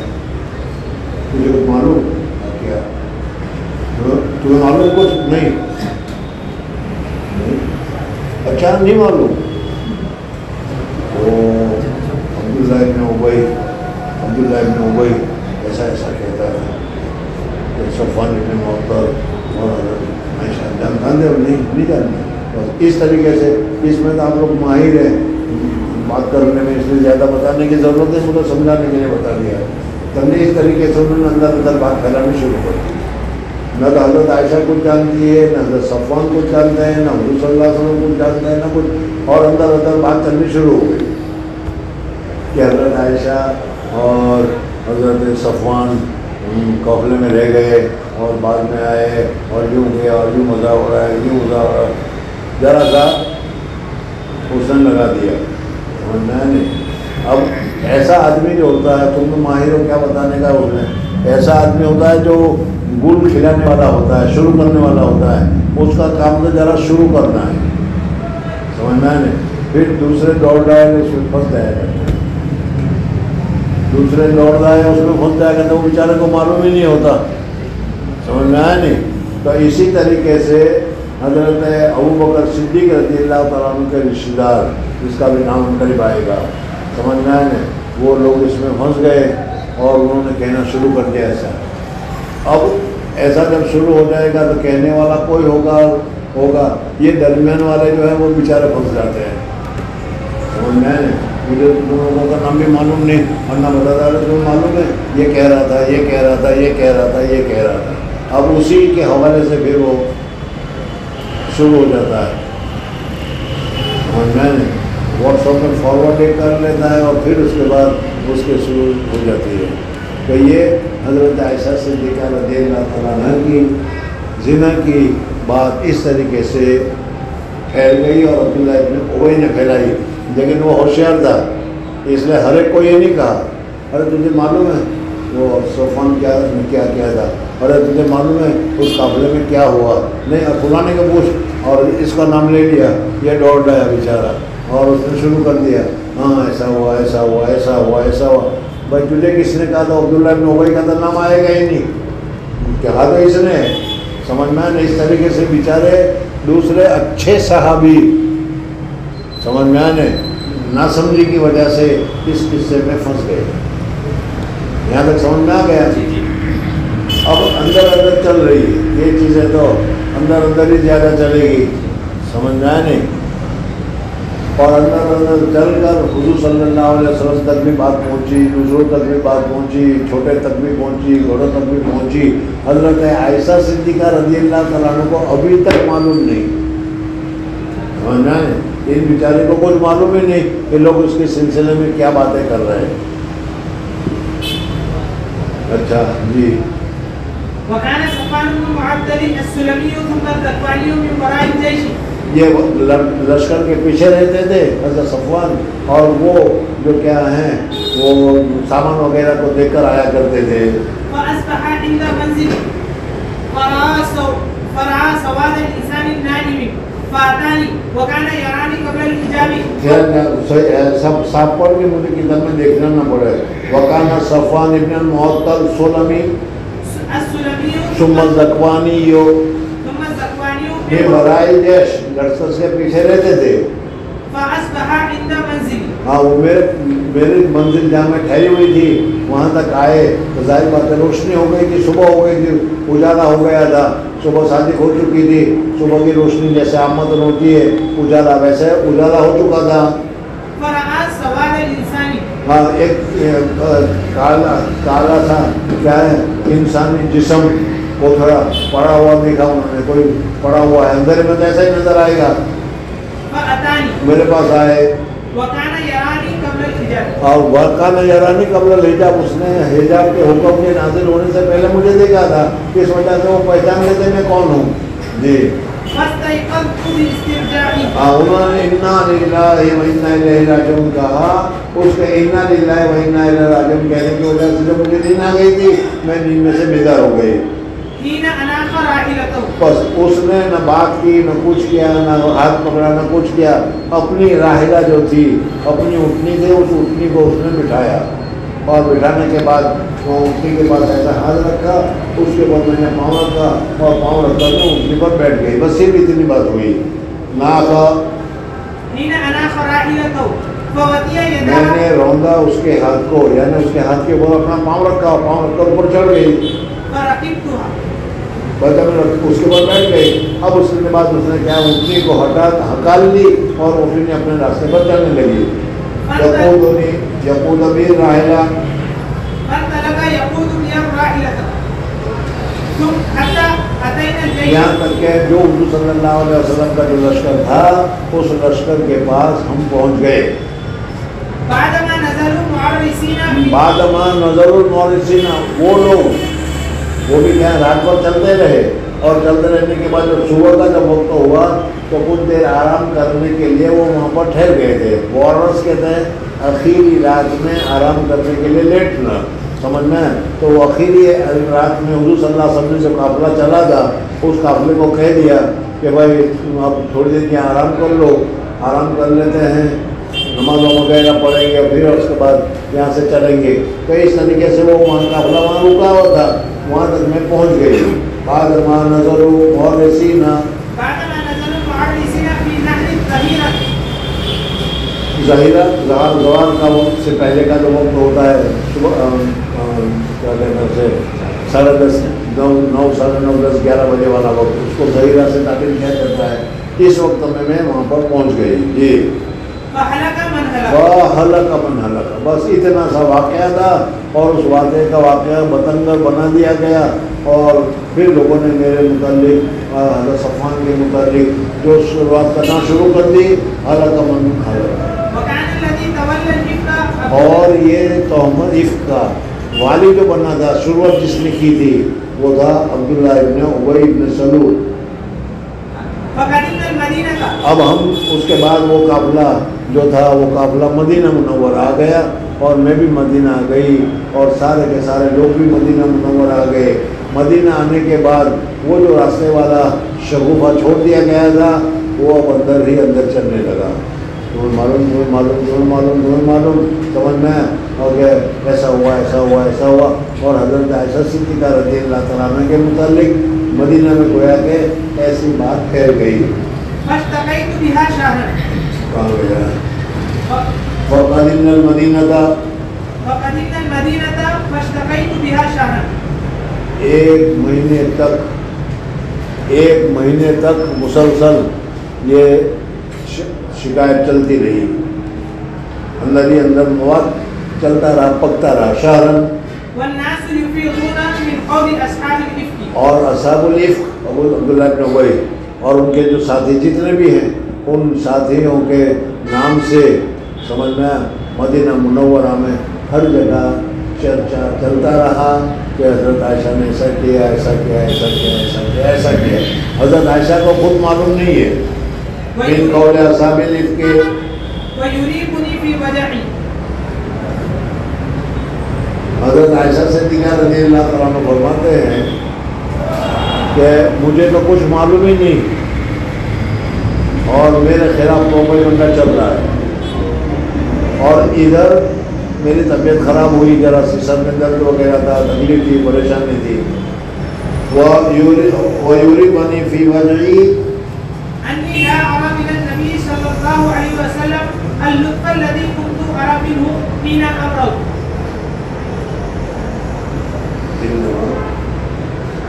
إنما يدخل فيسلم ثم يقول كيف تجيب. نہیں سمجھ میں آیا میں کیا کروں. کہتے ہیں ایک تو حال یہ تھا، مدینہ میں اندر سب کچھ چل رہا ہے، میرے سر میں درد ہونے لگا، بیمار ہو گئی، تکلیف ہوتی ہے، بیماری آ جاتی ہے، مجھے سر میں تکلیف ہونے لگی، سر میں بیماری ہو گئی. اب یہاں پر حالات بھی میرے گھر میں حالات بھی بدل گئے. حضرت عائشہ صدیقہ رضی اللہ تعالیٰ عنہ فرماتی ہے میرے گھر کے حالات بھی بدل گئے. جب کبھی حضور صلی اللہ علیہ وسلم گھر میں آتے تھے، ارے کیا ہوا کیا ہوا کیا ہوا کیا ہوا، یہ ہو نہیں یہ ہو، سمجھنا ہے حضور صلی اللہ علیہ وسلم بہت سارا جذبات اور بہت ساری محبت، بہت ساری چیزیں اس کو کیا کرتے تھے. لیکن اب جب ہم سفر سے واپس آئے ہیں تو حضور صلی اللہ علیہ وسلم کے طریقے میں، حضور صلی اللہ علیہ وسلم کے عمل میں بھی ذرا سا فرق محسوس ہوا. وہ محبت، وہ تعلق، وہ دل کی گہرائی سے ملنا جلنا، سمجھ میں آیا، وہ اس وقت محسوس نہیں کرتے. حضور صلی اللہ علیہ وسلم میرے ساتھ تعلق رکھتے تھے لیکن اوپرا تعلق، گہرا تعلق نہیں. سمجھ میں آیا نہیں. اب پوچھ رہے کیسے ہو، ٹھیک ہو، ٹھیک ہے چلو بس سمجھ میں آیا نہیں. یا اس سے پہلے جب آتے تھے السلام علیکم، وعلیکم السلام، کیسے ہو، کیا بات ہے، کیا جیسا بھی ہوتا ہوگا محبت کے ساتھ. اب اس کی دیکھا بس کیا پوچھو خلاص، کیسی ہو خلاص، پوچھ لیا ٹھیک ہو گیا، بات ختم ہو گئی. تو میں سمجھ لگی یعنی کیا بات ہے. حضور صلی اللہ علیہ وسلم زیادہ ہماری طرف توجہ کیوں نہیں دے رہے ہیں. سمجھنا تو میں سمجھے کہ مشغول یہ ہوگی، کام ہوگا، کچھ یہ ہوگا، کچھ ہوگا، کوئی سر پر بوجھ ہوگا. ایسے آدمی بہت ساری چیزیں سوچتا ہے. حضرت فاطمہ عائشہ صدیقہ رضی اللہ تعالیٰ عنہ فرمایا کہ میں یہی سمجھی کہ ہوگی کوئی معمولی بات ہوگی. اچھا فی وجی انی لعارا، میں البتہ دیکھتی تھی، من النبی صلی اللہ علیہ وسلم اللطف الذی کنت ارا منہ، حضور اقدس صلی اللہ علیہ وسلم کی طرف سے جو محبتیں، جو شفقتیں مجھے ملا کرتی تھی وہ میں جانتی تھی کہ حضور صلی اللہ علیہ وسلم اس سے پہلے کتنی محبت کے ساتھ پیش آتے ہیں، کتنے تعلقات سے ساتھ پیش آتے ہیں.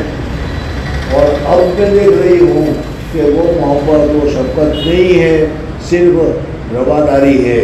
سمجھ میں آیا نہیں. اور رواداری میں صرف کیسی ہو، طبیعت ٹھیک ہے، ٹھیک ہے بس خلاص، اس سے زیادہ آگے کچھ نہیں. سمجھ میں آیا نہیں. معلوم ہوتا کیسی ہو، میں سمجھ میں دوا دوں، ڈاکٹر کو بلا دوں، ڈاکٹر کو فون کروں، ایسا ہی کرتا ہوں میں، چلتا نہیں. کل دوارا بھی نو ہی نام رضا، وہ لطف جو کہ میں دیکھتی تھی جس وقت میں بیمار ہو جاتی تھی، اس وقت حضور صلی اللہ علیہ وسلم میرا کتنا خیال کرتے تھے. اس وقت میں بیمار ہوں لیکن حضور اکرم صلی اللہ علیہ وسلم سے بھی خیال کتنا ہے، کیسا ہے، بس اتنا کہتے تھے. انما یدخل، حضور صلی اللہ علیہ وسلم گھر میں داخل ہوتے تھے، کوئی سلم و سلام کرتے تھے. گھر میں داخل ہوتے ہوئے سلام کرنا مسنون ہے. اس وجہ سے اپنے بیوی بچے ہو تو بھی، کسی دوسرے کے گھر جاتا ہو بھی، لیکن اپنے گھر میں داخل ہوتے ہوئے بھی سلام کرنا چاہیے.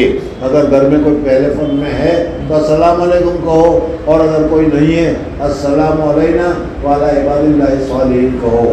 تو اس کی وجہ سے وہ شیطان پھر گھر میں داخل ہونے کی ہمت نہیں کرتا. وہ کہتا کہ یہ آتا بسم اللہ بھی پڑھ لیا گیا اور کیا ہے سلام بھی پڑھ لیا گیا، آج رات کو ہم اس گھر میں ٹھہر نہیں سکتے. شیطان نہیں ٹھہرتا.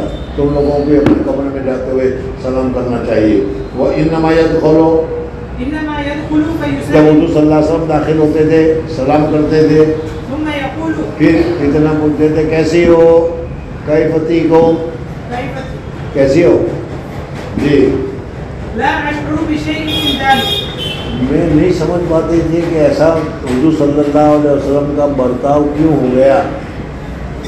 سمجھنا ہے. دیکھو آدمی سب کچھ برداشت کر سکتا ہے. نبی بھی بیوی مشرکہ ہو تو وہ برداشت کر سکتا ہے. حضرت نوح علیہ السلام کی بیوی مشرکہ تھی, حضرت لوط علیہ السلام کی بیوی مشرکہ تھی, لیکن بیوی بے وفا ہو, سمجھ میں آئے نہیں. اس وجہ سے یہ جو طریقہ ہے وہ بہت سخت ہوتا ہے. بہرحال حضرت عائشہ صدیقہ رضی اللہ تعالیٰ عنہ فرماتے ہیں کہ حضور صلی اللہ علیہ وسلم میرے ساتھ بہت زیادہ محبت کرتے تھے, لیکن اس وقت محبت میں کم ہو گئی, اس لیے کہ لوگوں کی بات کی وجہ سے عورت کے اوپر ایک قسم کا اعتماد تھا وہ اٹھ گیا, محبت جو تھی وہ کم ہو گئی. نافرمانی کی وجہ سے یا زنا خوری ہوا ہے نہیں ہوا ہے وہ دوسری بات ہے, سمجھ میں آیا نہیں. اس وجہ سے حضرت عائشہ صدیقہ رضی اللہ تعالیٰ عنہ فرماتی ہے کہ حضور اکرم صلی اللہ علیہ وسلم میرے ساتھ جو پیش آنے لگے کہ کیسی ہو, کیفتی کم, بس اتنے پر میں سمجھی یہ ہوا ہے کیا. لیکن مجھے تو یہ معلوم ہی نہیں تھا کہ اتنا سارا پیچھے کیا ہے جوہرہ مکھی سلگ رہا ہے, میرے خلاف اتنا باتیں ہو رہی ہیں, میں تو جانتے ہی نہیں تھی. لا اشعر بشیء من ذلک حتی نقحت, یہاں تک کہ میں سوچ میں فکر میں بالکل کیا ہے نقاہ کمزور ہو گئی. اب ایک دن ایسا ہوا کہ ان کے یہاں بیت الخلا تو تھے نہیں, وہ شروع میں بھی پہلے بتایا تھا, اس وجہ سے رات ہی کو یہ لوگ نکلا کرتے تھے. تو فرماتے ہیں کہ ایک مرتبہ ایسا ہوا کہ میں اور مستح سمجھنا دونوں رات کو استنجا کرنے کے لیے, بیت الخلا کرنے کے لیے ہم لوگ اپنے گھروں سے نکلے. اس زمانے میں یہ دستور تھا, اور جہاں یہ آیا تھا مسئلہ میں نے بتایا تھا کہ اب تم تو سارے کے سارے بڑے بڑے شہروں والے لوگ ہوں, اس لیے کیا معلوم, لیکن جو دیہاتی لوگ ہیں سمجھ میں آئے نہیں, اور ان کے آج بھی اب یہ دستور ہوگا کہ کھیتوں میں جا کر, جنگلوں میں جا کر, پہاڑوں میں جا کر کیا ہے کیا استنجا وغیرہ کیا کرتے ہیں, اور اس کے لیے عموماً رات کا وقت اختیار کیا جاتا ہے. تو حضرت عائشہ صدیقہ رضی اللہ تعالیٰ عنہ فرماتی ہے کہ ایک مرتبہ ایسا ہوا کہ میں اور مستح سمجھنا ہے دوست لیجیے, اور ہوتا ہی ہے یہ کہ گاؤں میں رات کو جانے کے لیے ایک دو تین ایسے آپس میں دوست بن جاتے ہیں, ارے چلتی ہے کیا, ارے چلتی ہے کیا, چلتے کیا, اور تینوں کے ایک ساتھ پیشاب آ جاتا ہے, ایک ساتھ پکانا لگ جاتا ہے, اور یہ تینوں اس طریقے سے نکلتی ہے, ایسا مطلب ہوتا ہے. تو حضرت مستح ان کی والدہ جو تھی وہ حضرت عائشہ صدیقہ رضی اللہ تعالیٰ عنہ کے لیے استنجا کے لیے جا رہی ہے. ابھی تک حضرت عائشہ صدیقہ رضی اللہ مہینوں پر ہو گئے, ابھی تک حضرت عائشہ صدیقہ رضی اللہ تعالیٰ عنہ کو کچھ پتا نہیں. اب کیا ہوا کہ میں نکلی مصطح کے ساتھ, ہاں تبرج کے لیے, پاخانہ کے لیے, ایسی جگہ کی طرف جہاں پر استنجا کے لیے جایا کرتے ہیں, میں نکلی. اور ہم رات ہی رات کو نکلا کرتے تھے, دن کے نکلنے کا ہمارا سوال ہی پیدا نہیں ہوتا تھا.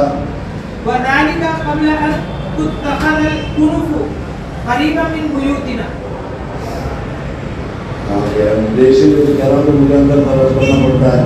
لا یقرب الا لیلا الا لیل وذالک, اور یہ کب کی بات ہے, قبل ان تتخذ القنوف قریبا من بیوتنا, جو گھروں میں بیت الخلا بنانے کا جو دستور ہوا ہے یہ گھروں میں بیت الخلا بنانے کے دستور سے پہلے کا واقعہ ہے.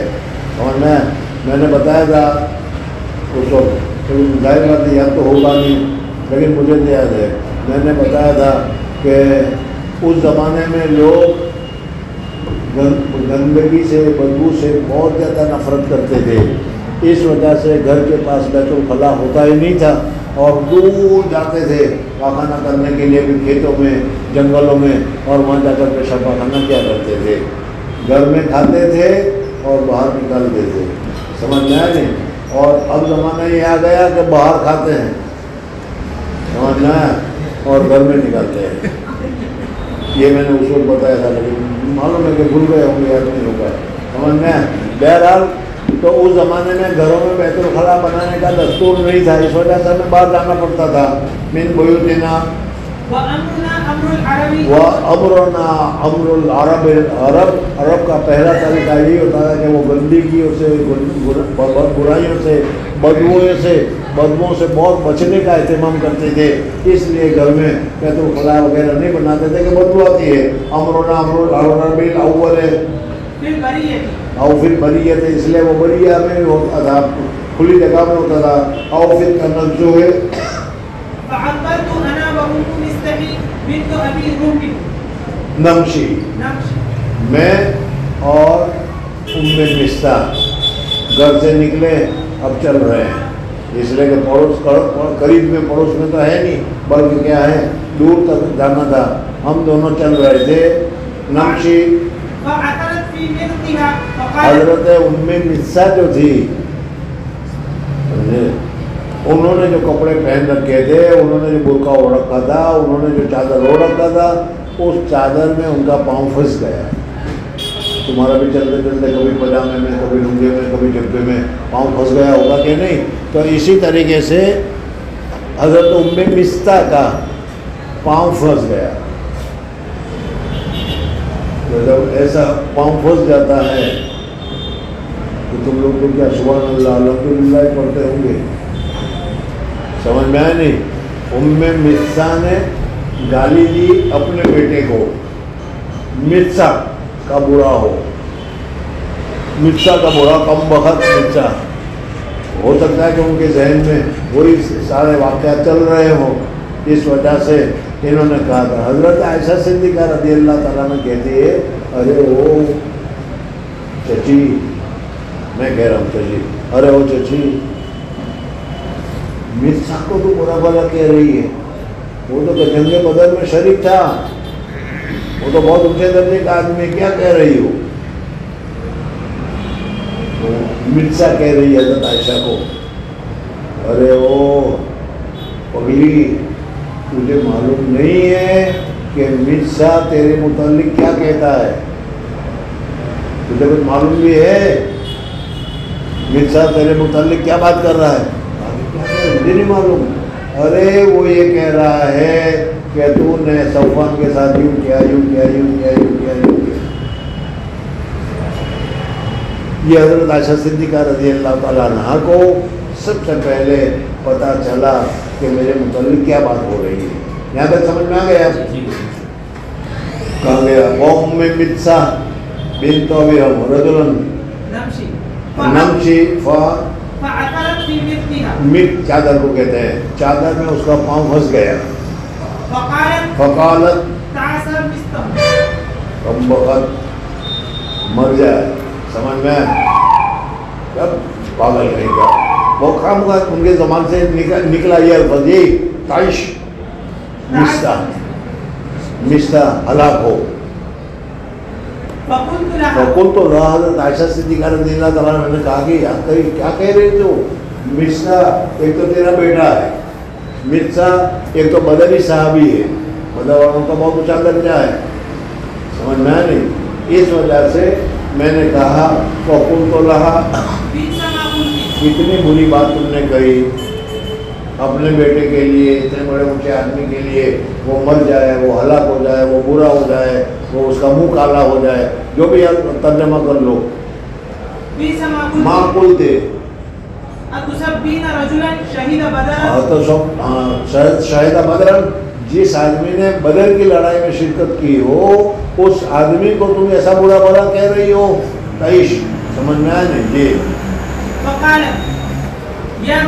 وقالت، اس نے حضرت مستح نے کہا، یا ہنتا، وہ پگلی، تجھے کیا معلوم وہ تیرے متعلق کیا کہتا ہے؟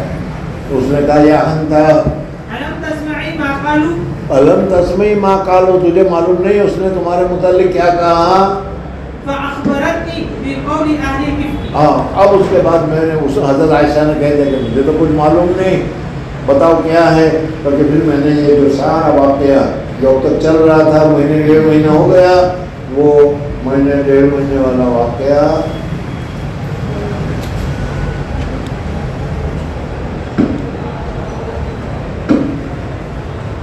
جی تو چاہتا ہے کہ پورا کریں واقعہ، لیکن اب تم کو بھوک لگ رہی ہوگی اور آج بڑھیا کھانا پکا ہے اور میرے جی کیسے لگے گا، اسی لیے مزہ نہیں آتا ایسے واقع درمیان میں چھوڑ کر جانے کا۔